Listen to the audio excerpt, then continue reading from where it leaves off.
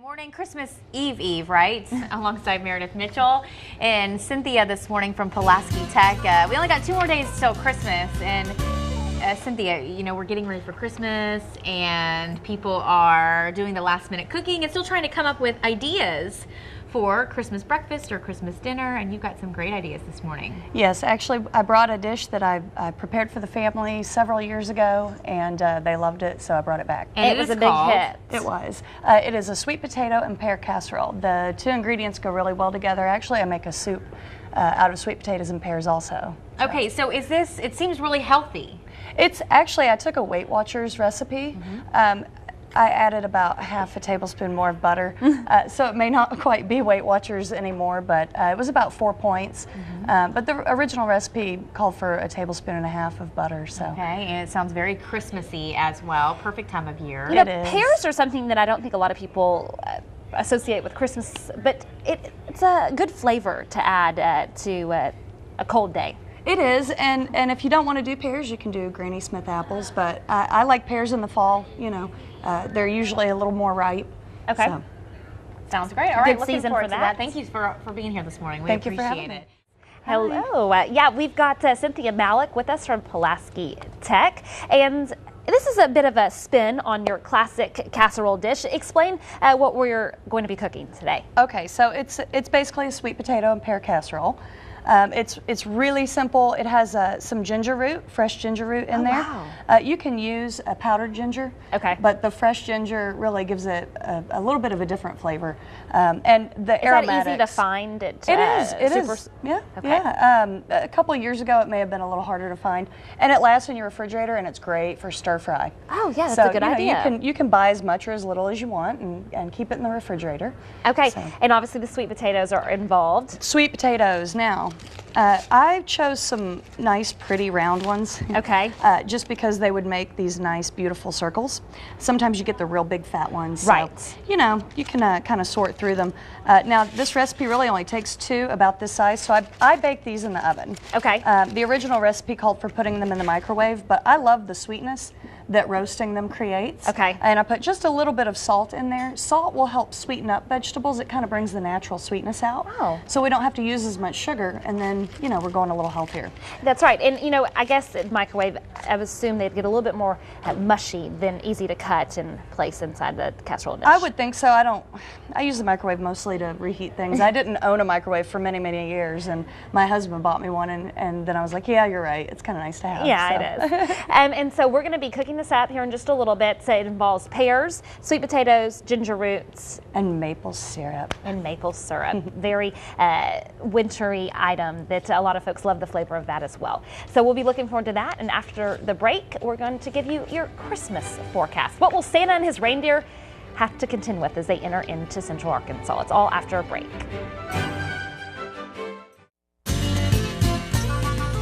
Well, on this Friday, right before Christmas, we've got Cynthia Malik with us from Pulaski Tech, and she's putting a bit of a spin on the classic sweet potato casserole, but this is going to maybe not be as similar as what someone had last year. Maybe not as sugary, you know, not everybody likes the marshmallows on top. Yeah, I forget about that, that's involved as well. This doesn't involve marshmallows, and tell us what it does involve. It actually could if you really wanted to put marshmallows on there. Depending what you like. Yeah, and you could put some almonds, you could put maybe some toasted pecans on top, so you know, you can get creative with it. You know, the first thing you want to do is make sure that your sweet potatoes are cooked. So I went ahead and pulled it out of the foil. And when they're hot, they're a little difficult to handle. But when they're still warm easy and to cooked, peel. they're a lot. I don't like peeling potatoes very much. Yeah, so you just basically just peel all the skin off. And then you just peel all the skin off, and we can cut them into quarters. Now, with these, like I said before, you want to do just a little bit of salt while you're baking them, and it'll bring out the natural sweetness in them. What I like about doing this too is you can get the real sinewy part of the potato off. See that part right there? Yeah. And so it's not as stringy. Now, I've been told you can eat the peel. I've never really tried that out. done that. You know, I like the peel of regular potatoes. And you know, if you have a compost pile, obviously you can throw that in the Right. compost pile. Like I said, I grabbed these because they were really nice and the perfect roundness for the slices. You can slice these a little thicker if you want and just do one layer, but I thought it'd be pretty to do 2 layers. And how many sweet potatoes do you need? You know, it only took 2 sweet potatoes for this dish, and I'd say this feeds about 6 people. Now that's a pie pan.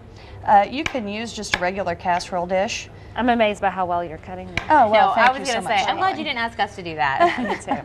Well, you know, since they're cooked, they're a little messy, so I thought I'd go ahead and do this for you ladies. Well, today. thank you. Okay, so I know, I usually have you all working hard, don't I? Now, sweet potatoes, one thing, and we've got pear, Okay, so we have a these. great flavor. These are Bosque pears. I went ahead and peeled them.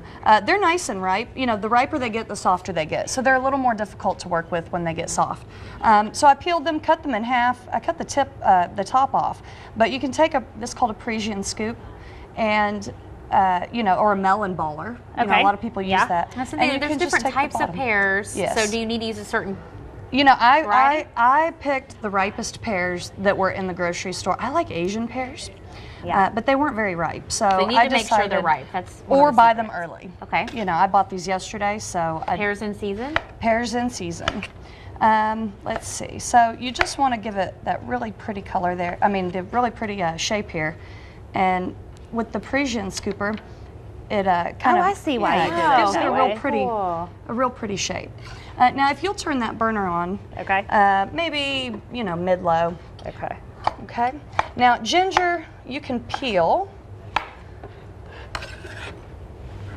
You probably With want a to make spoon. sure that the adult cuts the pears and not the kids, right? If Definitely. they're Oh, helping ginger. out. See, Right. I would assume that ginger root would be hard to get into, but you're doing that with a spoon. Yeah, and because of all the knobs Uh-huh. here, the spoon is a lot easier to get in there. scoop out. Now we don't need very much. Oh, that smells so good. All right, It go ahead does and put smell that good. butter in the pan for me if you Okay. would. So, like I said, about 2 tablespoons of butter. You can go a little less if you like. Does not want to come out of there. And then you just want to mince your ginger. Now listen, if you go a little strong on the ginger, it gets spicy. So you want to be careful for that, okay? I thought about putting garlic in this recipe. It didn't particularly sound appetizing. And so we're going to put this in here. Okay. And then Do I need to turn it up anymore? You can turn it up just a little bit. Okay. Just make sure you watch it. You can put 3 tablespoons of maple syrup in there if you like. Alrighty. All right. And then I didn't realize meat on this side would put me in a It would speed. put you to work. The official cook here. Now, you can toss these in the maple syrup mix if you want. Definitely just a touch of salt. Like I said, it just kind of brings out the flavor of everything. Okay. All right. And you could actually probably marinate this stuff, you know, in that syrup overnight. So this is if something you want could it. definitely start putting together the night before, especially if you have a big day ahead of you. You can. Go ahead and bake it off and let it marinate in the juices, and it'll be even better.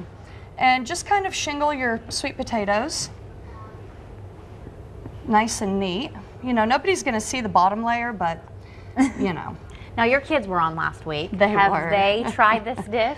They, you know, I think Ayla had it once. Okay. But she doesn't remember because she saw me making it last night. She said, "What are you "What's that, making?" Mom? Yeah.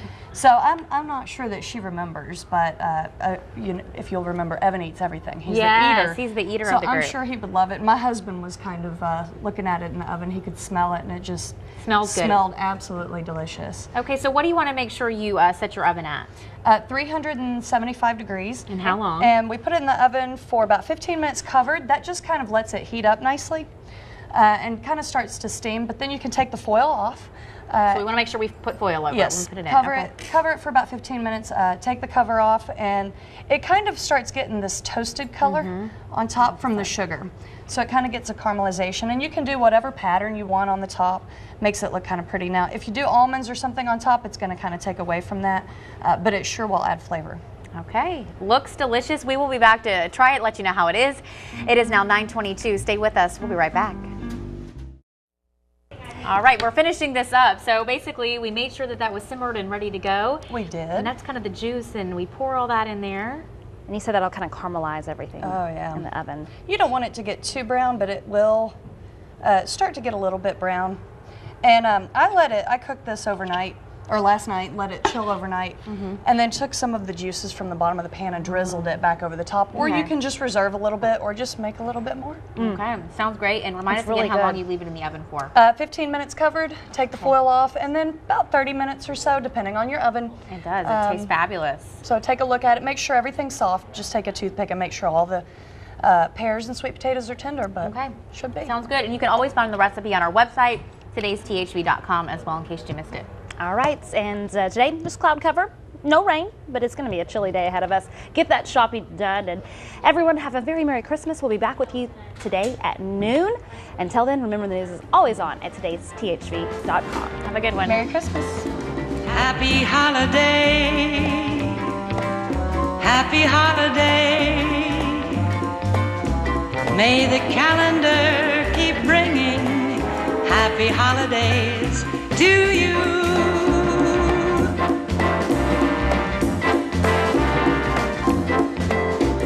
Seeing old friends, oh, the fun of it all at holidays.